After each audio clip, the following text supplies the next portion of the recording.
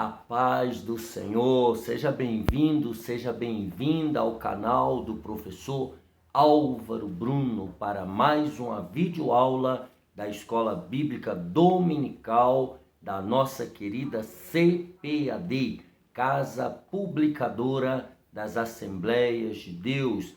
Hoje a lição de adultos, a lição número 3, de 16 de janeiro de 2022. A inerrância da Bíblia. A inerrância da Bíblia.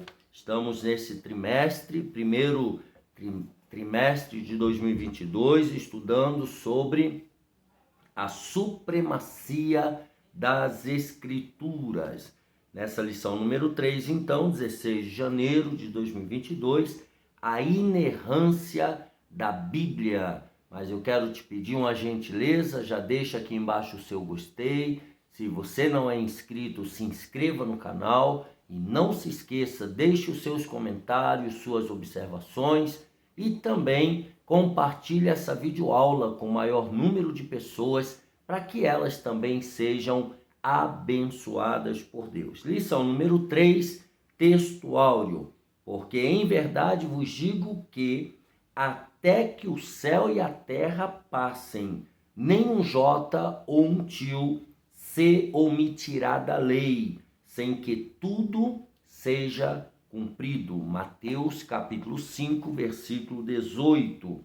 Verdade prática: a doutrina segundo a qual a Bíblia não contém erro algum denomina-se inerrância das Escrituras.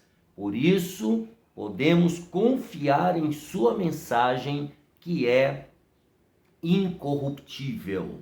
Então, nós vamos estudar essa doutrina, que é a inerrância das Escrituras. Vamos à leitura bíblica em classe, Mateus 5, do versículo 17 ao 21, e Hebreus, capítulo 10, do versículo 15 ao 17. Não cuideis que vim destruir a lei ou os profetas. Não vim abrogar, mas cumprir. Porque em verdade vos digo que até que o céu e a terra passem, nem um jota ou um tio se omitirá da lei, sem que tudo seja cumprido. Qualquer, pois, que violar um destes menores mandamentos e assim ensinar aos homens, será chamado o menor no reino dos céus. Aquele, porém, que os cumprir e ensinar, será chamado grande no reino dos céus. Porque vos digo que, se a vossa justiça não exceder a dos escribas e fariseus, de modo nenhum entrareis no reino dos céus. Ouvistes que foi dito aos antigos: não matarás, mas qualquer que matar será réu de juízo. E também o Espírito Santo nolo testifica, porque depois de haver dito: este é o concerto que farei com eles depois daqueles dias, diz o Senhor, porei as minhas leis em seu coração e as escreverei em seus entendimentos. Acrescenta: e jamais me lembrarei de seus pecados e de suas iniquidades. Jamais me lembrarei de seus pecados e de suas iniquidades. Então, a palavra-chave para esta terceira aula do trimestre é inerrância. Vamos ver o que é isso. Infalibilidade e inerrância são vocábulos que apontam a veracidade ou a verdade das Escrituras. Indicam que a Bíblia Sagrada não falha e não erra.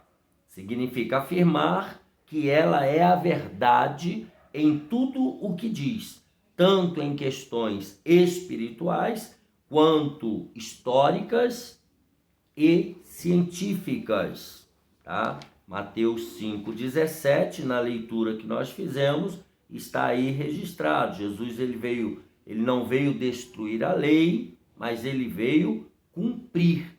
E toda a palavra, tudo vai passar, mas nem um jota ou um tio se omitirá da lei sem que tudo seja cumprido. Em João 10:35, João, abra aí a sua Bíblia de Estudo Pentecostal, já deixe ela aberta, preparada para as referências. João 10:35 está escrito: pois se a lei chamou deuses aqueles a quem a palavra de Deus foi dirigida, e a Escritura não pode ser anulada.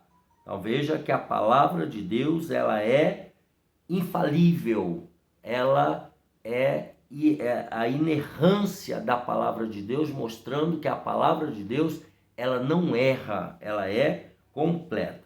Então vamos ver o conceito de inerrância segundo a Bíblia. O conceito de inerrância bíblica diz assim: a inerrância é a doutrina, então já guarde isso daí, tá? Nós estamos estudando uma doutrina bíblica, que é a inerrância, segundo a qual a Bíblia não contém erro algum. A Bíblia não erra, não há nada de errado na palavra de Deus. Significa que ela é verdadeira em tudo o que afirma. Então veja que doutrina poderosa. Desse modo, a Escritura é isenta de erros nos aspectos doutrinários, espirituais, históricos, culturais, científicos e em todos os demais temas. Então a Bíblia, ela não contém erros em nenhum dos temas abordados. Depois, o argumento é irrefutável. Qual é o argumento que não cabe refutação? Deus não pode errar. Ponto final. Se Deus não pode errar, tudo que está na palavra foi inspirado por Deus. Portanto, a Bíblia não pode errar. É isso que o argumento é esse. Deus não pode errar e como a Bíblia é divinamente inspirada, ela não pode conter erros. Se Deus é perfeito, a Bíblia é perfeita. Se Deus não erra, a Bíblia não erra. Se Deus não mente, a Bíblia não mente. É isso que é o argumento. Assim, a inerrância, a infalibilidade e a inspiração estão entrelaçadas. São três palavras, três conceitos que se ajuntam, né, para mostrar, né, a inerrância da palavra. Então ele diz assim: na nossa declaração de fé das Assembleias de Deus, tá, professa o seguinte: a Bíblia é a nossa única fonte de autoridade, a inerrante, infalível, completa e inspirada palavra de Deus. Se você não fechou sua Bíblia, João 10:35 diz que a Escritura não pode ser anulada. No Salmo 19:7, o salmista escreve o seguinte,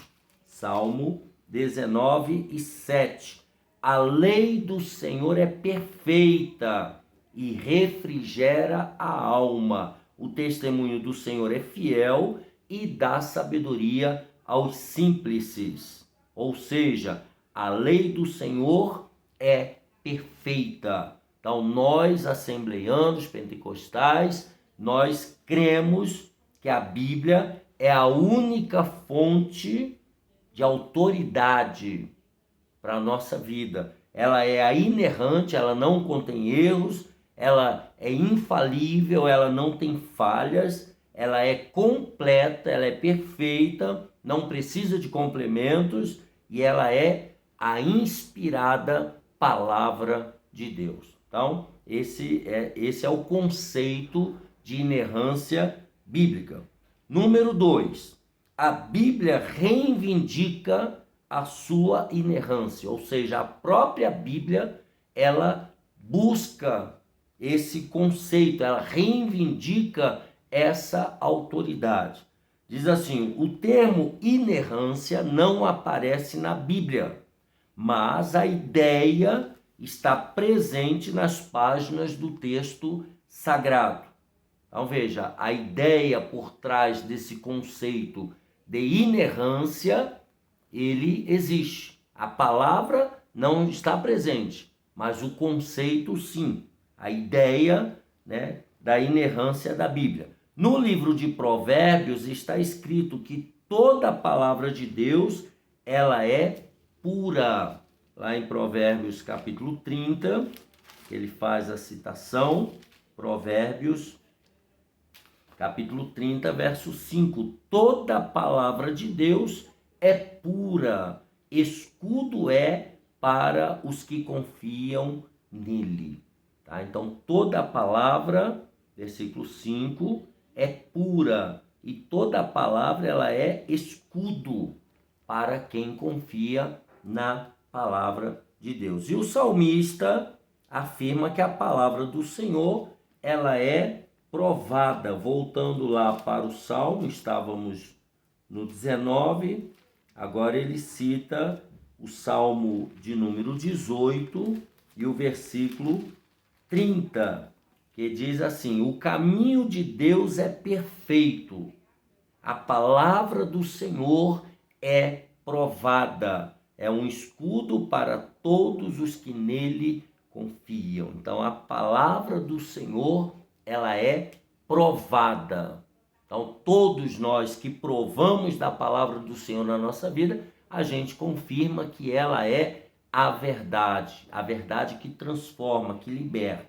Samuel assegura que o caminho de Deus é perfeito e a palavra do Senhor refinada. Refinada quer dizer reta, pura, perfeita. Cristo também, nós já lemos, está na leitura bíblica, atestou a inerrância ao afirmar que nem um J ou um tio se omitirá da lei. Então não pode tirar nenhuma vírgula, nenhuma letra, nenhum sinal da Bíblia Sagrada, porque tudo vai se cumprir. O Senhor, Jesus no caso, igualmente ratificou que a Escritura não pode ser anulada. Nós já lemos lá em João 10:35. E que a palavra é a verdade. Lá em João 17:17, se você abrir a sua Bíblia de estudo pentecostal, santifica-os na verdade. A tua palavra é a verdade. Palavras de Jesus. Então, essas declarações indicam que a Bíblia é plenamente confiável, sem nenhuma falsidade ou equívoco. Isto é o que significa a Bíblia reivindicar a sua inerrância. A própria Bíblia, ela advogando sobre os seus princípios e os seus conceitos, principalmente essa doutrina da inerrância da palavra. É isso que significa essa reivindicação que a própria Bíblia ela faz. Número 3, a infalibilidade e a inerrância da Bíblia. O vocábulo infalível indica o que não pode nem consegue falhar. Então, esse é o significado desse vocábulo infalível. Em relação à Bíblia, significa que as suas palavras hão de se cumprir cabalmente. Isaías 55:11. Abra aí a sua Bíblia de estudo pentecostal e eu vou abrir a minha Bíblia na linguagem de hoje, que eu gosto dessa versão também pela clareza. Isaías 55:11 diz assim: assim também é a minha palavra, ela não volta para mim sem nada, mas faz o que me agrada fazer e realiza tudo o que eu prometo. Então veja que a palavra de Deus, ela se cumpre cabalmente. E aí ele diz: por causa da etimologia, ou seja, da origem dessas palavras, tá? Os termos inerrância e infalibilidade são por vezes confundidos como sinônimos.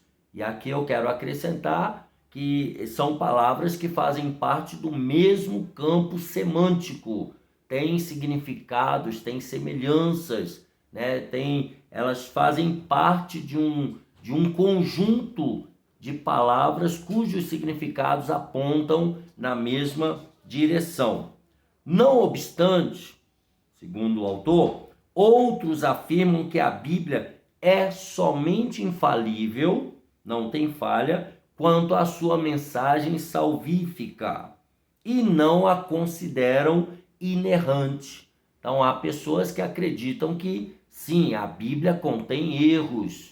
A Bíblia, a mensagem em relação à salvação, ela é infalível, mas que na sua essência ela contém erros. Há pessoas que pensam assim, não é o nosso caso.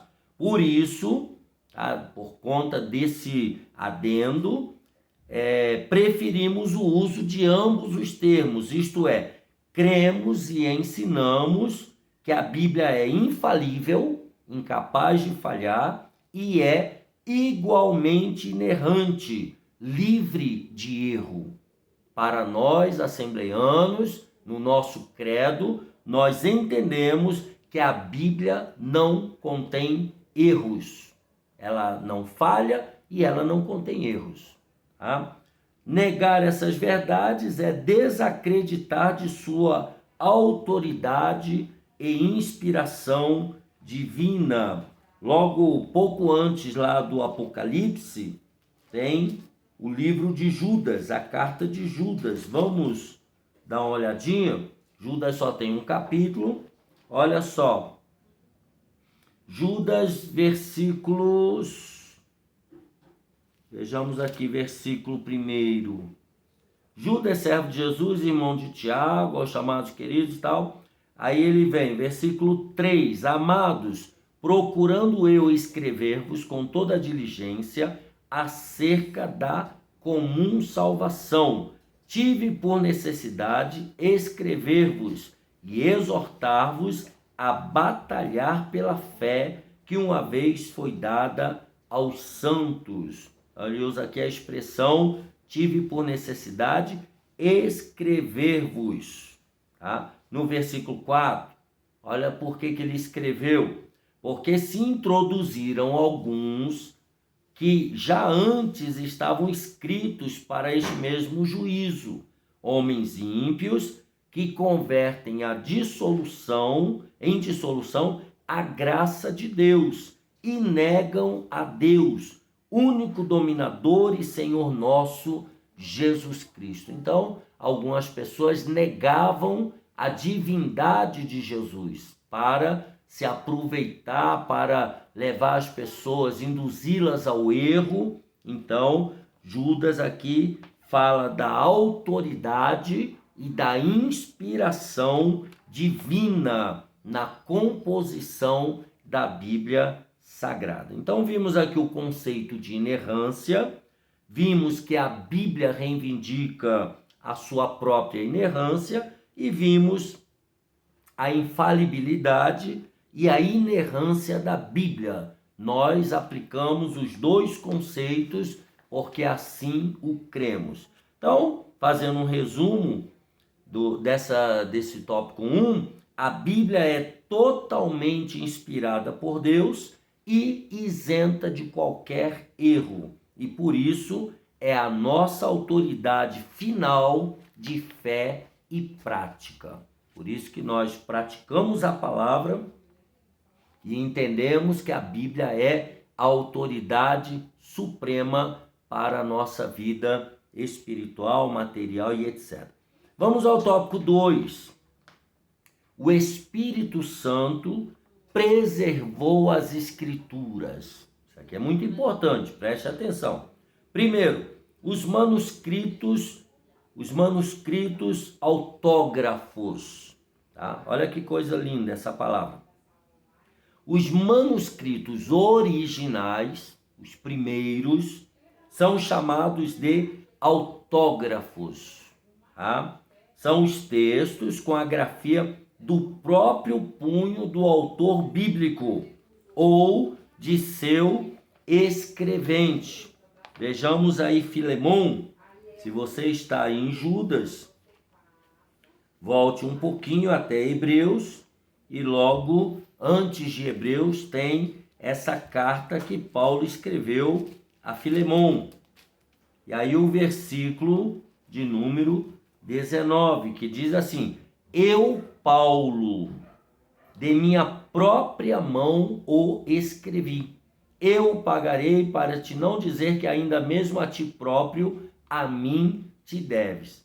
Mas o importante é essa parte A do versículo. Eu, Paulo, de minha própria mão o escrevi. Isso significa que esse manuscrito original, ele é autógrafo, tá? Ele é escrito de próprio punho por essa pessoa, no caso aqui, Paulo. Em Romanos 16, 22, Paulo repete, porque naquela época era muito comum você ter um escrivão, a pessoa ia ditando e o outro ia fazendo as anotações, tá? Olha o que diz em Romanos 16, 22, tá? Eu, Tércio, que esta carta escrevi, vos saúdo no Senhor. Então veja, Paulo ditou e esse camarada, tá? O Tércio, ele foi escrevendo. Era muito comum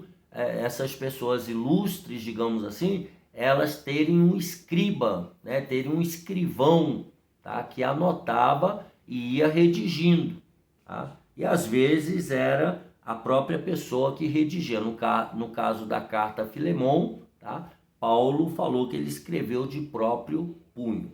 Então, neles foram primeiramente registradas as palavras inspiradas pelo Espírito Santo.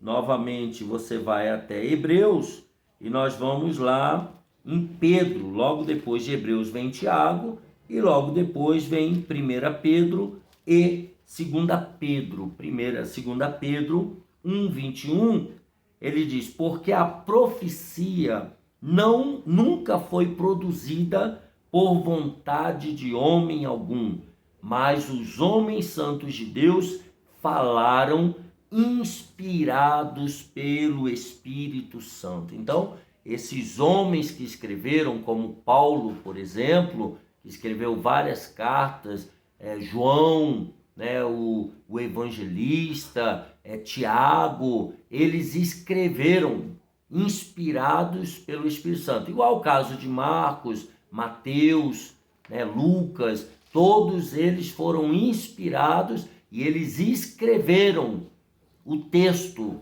Isso significa que esse manuscrito inspirado, eles são autógrafos. É isso que nós estamos estudando aqui, os manuscritos autógrafos.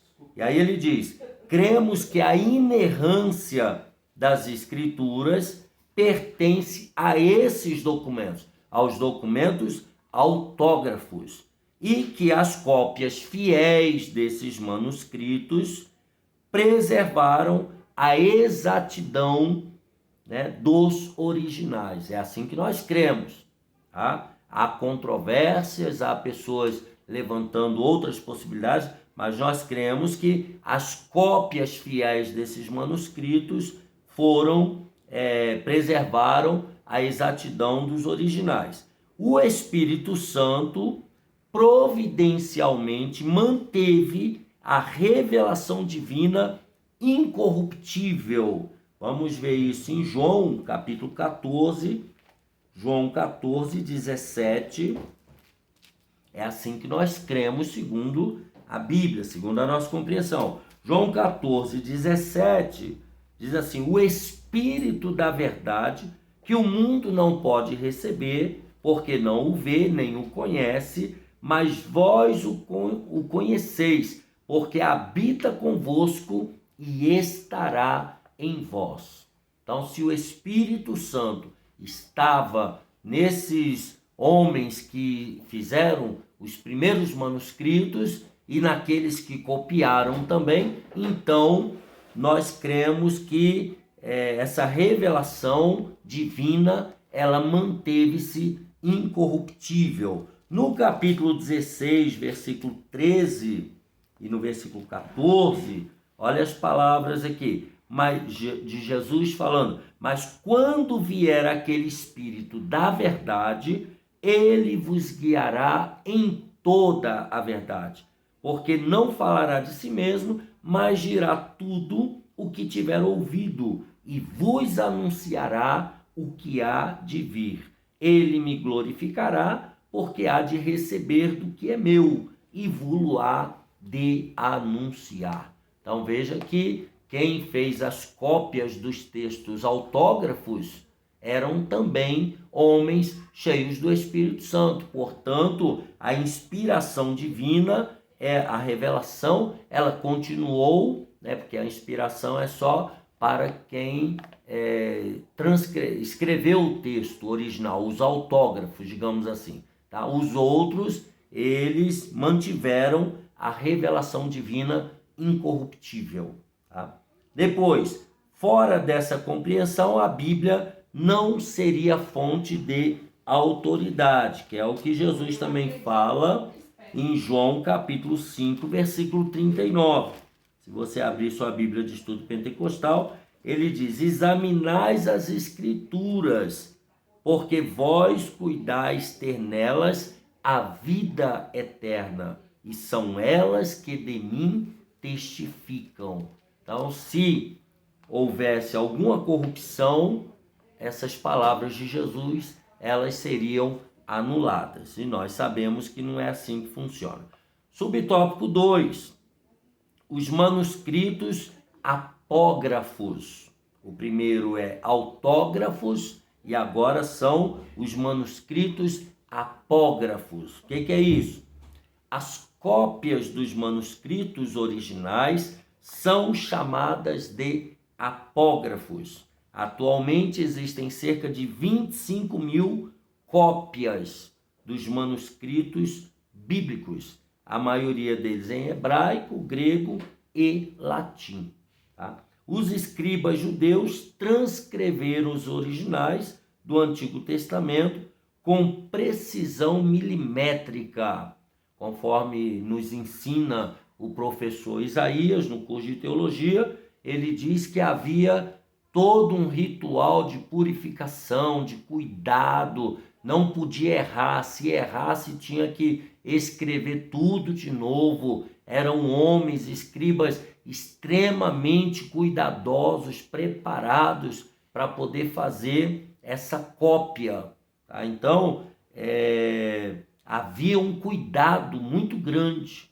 Por isso que nós cremos também que houve a preservação, da revelação divina, mantendo-se incorruptível. Tá? Depois, e as inúmeras cópias dos manuscritos do Novo Testamento também afiançam a credibilidade desses escritos, os apógrafos. Tá? Nessa perspectiva, cremos que o ato da inspiração aconteceu uma só vez, na redação primária da palavra de Deus, tá? Que são os autógrafos. Então, a inspiração foi para aqueles que registraram, primeiramente recebido de Deus a palavra, aquilo que deveria, a redação primária, tá? Ali aconteceu a inspiração. Os outros, aí ele diz, mas a qualidade dessa inspiração foi preservada pelo Espírito Santo nas cópias dos originais, que são os apógrafos. Assim sendo, a versão da Bíblia fidedigna aos originais não deixou de manter a exatidão do real significado das palavras inspiradas por Deus, conforme nós já lemos na leitura bíblica, Mateus 5:18 e também Mateus 24:35. Se você abrir a palavra de Deus, Mateus 24:35, abra a sua Bíblia de Estudo Pentecostal, está escrito: o céu e a terra passarão, mas as minhas palavras não hão de passar. São palavras de Jesus. Agora vamos para o terceiro subtópico, os apócrifos e os pseudo-epígrafos.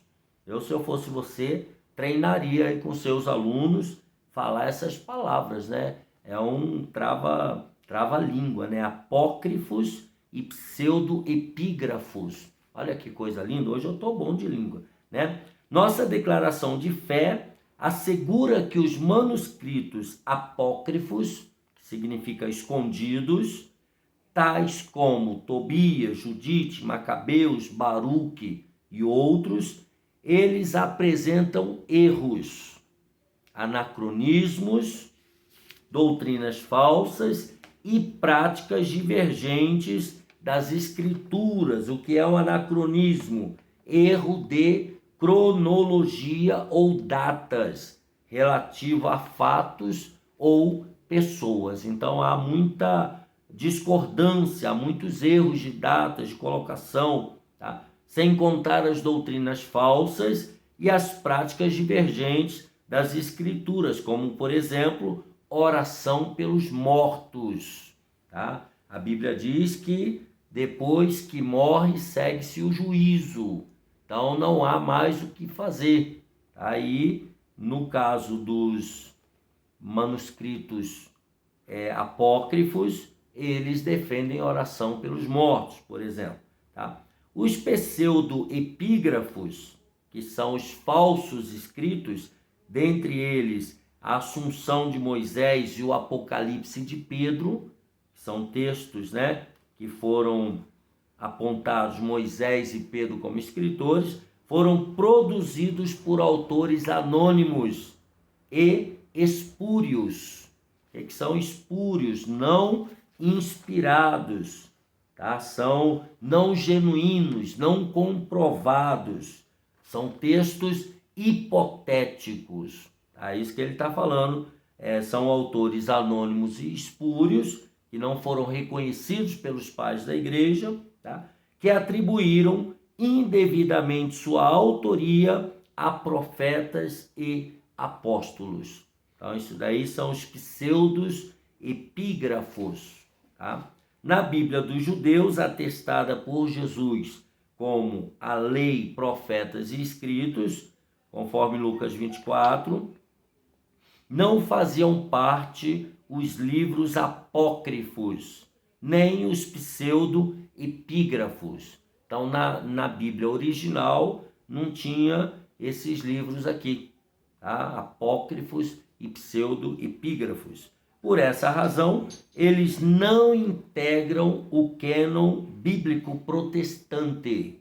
Tá? Então, a nossa denominação, nós somos a Assembleia de Deus Pentecostal, nós somos da linha protestante, tá? E nós não entendemos que esses livros aqui façam parte do cânon sagrado. Dessa forma, não reconhecemos a autoridade desses livros, por não serem inspirados pelo Espírito Santo. Então, aí, quando você vê as Bíblias diferentes, né, tem umas Bíblias que tem todos esses livros aqui apócrifos, e algumas Bíblias também têm os pseudo-epígrafos.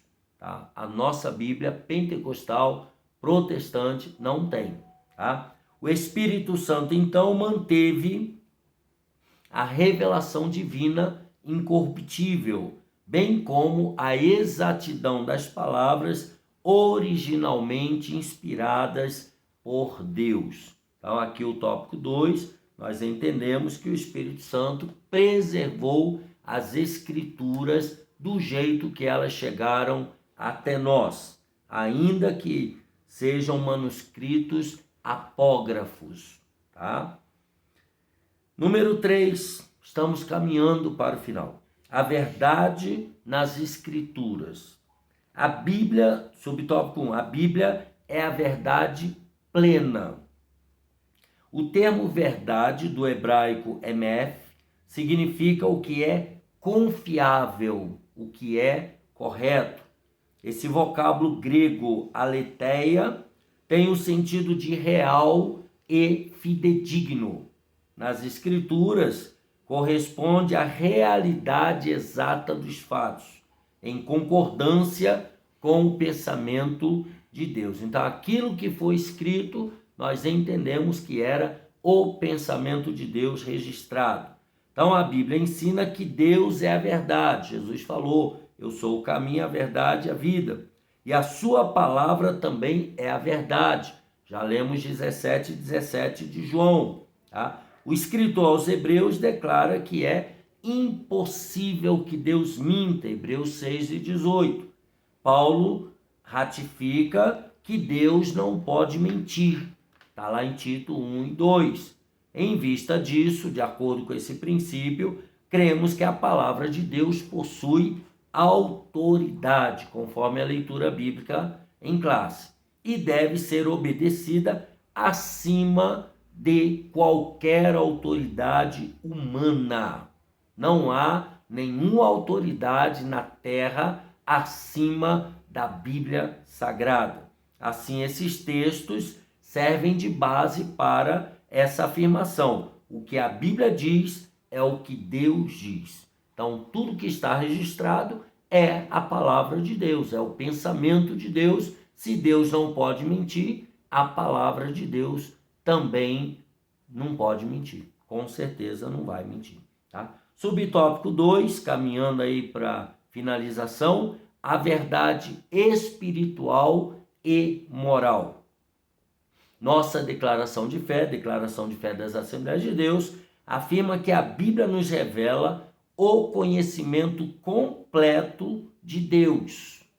Agora, guarde essa palavrinha aí. Não sendo necessário nenhuma nova revelação para a nossa salvação e crescimento espiritual. Não há necessidade de nenhum acréscimo, de nenhuma nova revelação, porque o texto já está completo. Tá?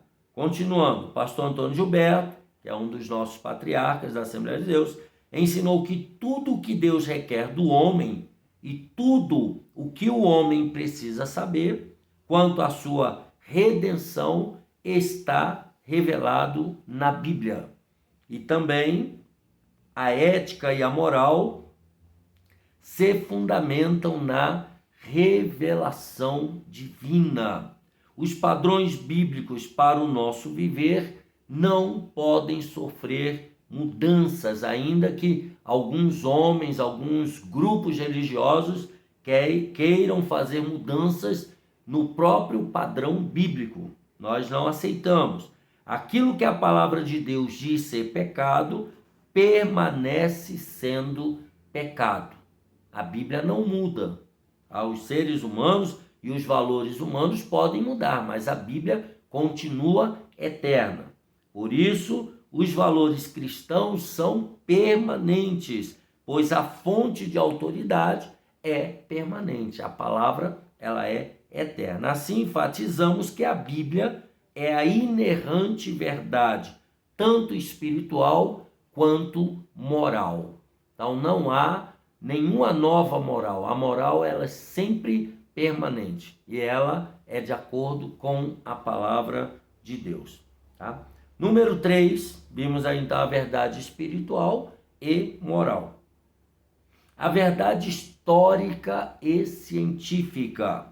Cremos que a Bíblia é divinamente infalível em toda a matéria que aborda. Vamos dar uma olhadinha no Salmo 12, o Salmo 19, creio que nós já lemos, mas o 12 nós ainda não lemos a referência.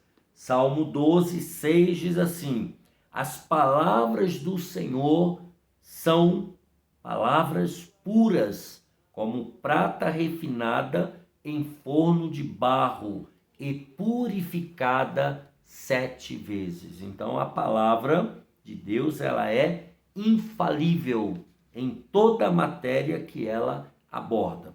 John Wesley escreveu que se houver um erro, pode haver 1000.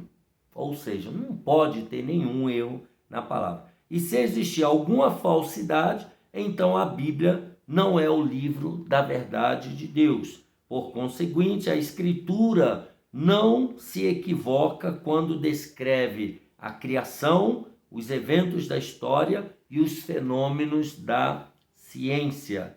Significa que Deus guiou